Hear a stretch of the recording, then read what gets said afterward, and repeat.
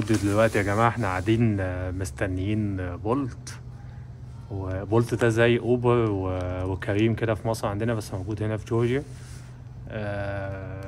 هيجي بولت، هنروح محطة القطر، هنعمل مغامرة جديدة. هنتحرك من هنا من جورجيا لأرمينيا بقطر النوم.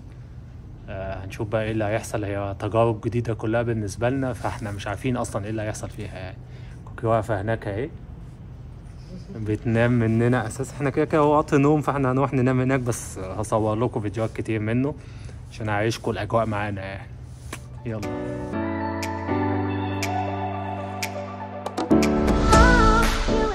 جربنا الاتوبيس لو تفتكروا في تركيا لهنا، ومن هنا هناخد بقى قطر لأرمينيا.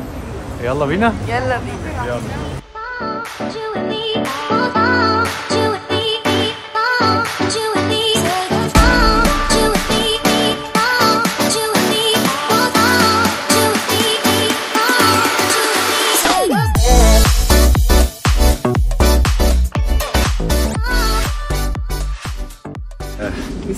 مستنيين القطر يدخلونا. هو القطر واقف هنا بس عمو قال لنا 7 وتلت، يعني 7 وتلت، فعشان وبعدين يجيب لنا. مفيش مكان نستنى فيه، فاحنا قاعدين على السلم. يعني هو المحطة عبارة عن رصيف من غير كراسي، احنا قاعدين يقعد بقى يقعد، قاعدين على السلم بقى. قاعدين على السلم، ضلمت علينا اهو مستنيين الراجل نايم جوه. احنا صحيناه وسألناه احنا صح ولا غلط، قال لنا صح بس قفل تاني وراه عشان يا جماعة جه الراجل اللي قطع علينا التيكت. المفروض اللي انا فاهمه ان الاستيب اللي جاي هننزل فيه ناخد ختم الخروج من احنا كنا فين ماشي، احنا بننام من جورجيا. بعد كده هيطلع هنا ظابط بيعمل ختم دخول ارمينيا. الدنيا تهدى كده وهفكوا جوله بقى في القطر. طبعا كوكي هتنام فانا هفكوا لوحدي. وقت الجوله كنا نايمه دلوقتي. هي اصلا كوكي بتنام من هنا دلوقتي. بصوا الصوت اصلا اوضه، كوكي هتنام وانا هفسحكم بقى معايا في القطر شويه. بعد كده حاجه انام برضه يعني، مش هنقعد طول اليوم مع بعض. الرحله دي بتاخد حوالي 11 ساعه. 11 ساعه. احنا اتحركنا 8 وزدت هنوصل 7. يعني حوالي 11 ساعه، بس هو جميل يعني الدنيا لطيفه. افرجكم يلا بقى. يلا غطيت كل الحاجات اللي ممكن حد يتغطى بيها. ايه رايك يا كوكي في التجربه؟ لا انا كان نفسي اجرب قطر النوم كده كده كده اصلا بنام في الحاجات اللي ما بتنامش فيها. بتخيل بقى لما يبقى عاملوها. بصوا يا جماعه هي الاوضه عباره عن ايه؟ هي كابينه. كابينه ايوه.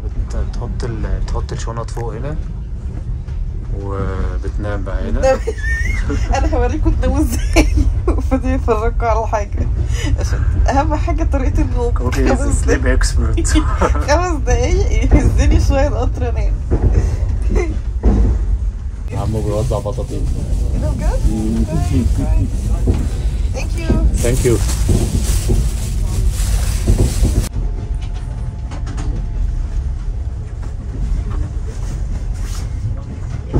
تغيير الملايات ورايا مش مكفيه تغيير ملايات في البيت، جايه بتغيره في القطر. بس دي مش بطانيه موزعين علينا ملايه. يا جماعه بقى ايه، نبدا الجوله بتاعه القطر.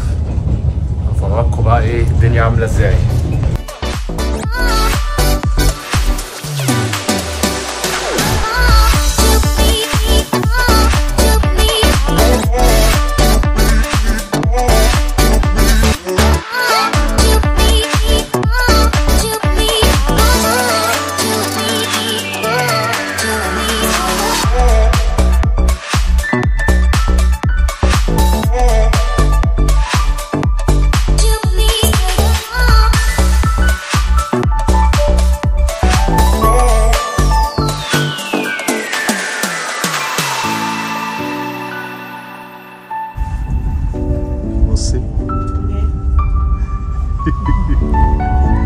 اي كوتي انا متغطيه بكل حاجه.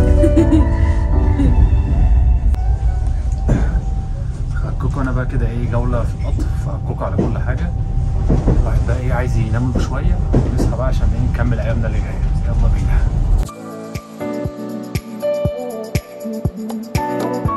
دلوقتي يا جماعه جم صحونا على ملا وشنا عشان ننزل نختم خروج من جورجيا. بس احنا هننزل دلوقتي. طبعا هيبقى التصوير تحت ممنوع، فيعني نحكي لكم بقى اللي هيحصل يعني.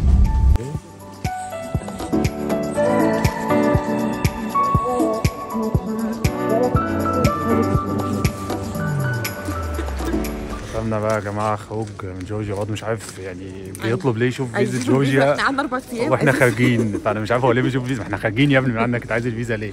بس ما علينا يعني، ختمنا وخلصنا وطالعين بقى تاني القطار.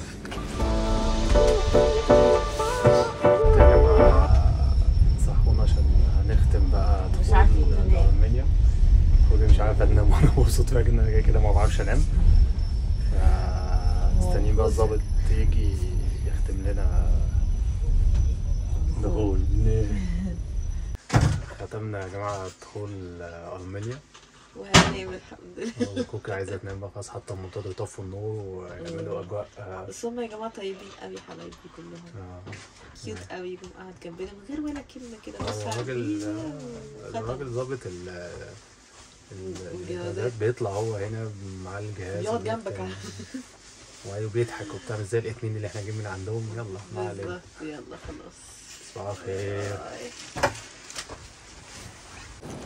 وصلنا يا جماعة يريفان بعد رحلة الليل الطويل والليل واخره. نمنا نوم بقى. انا حتى لما بنامش في المواصلات لا نمت بصراحة.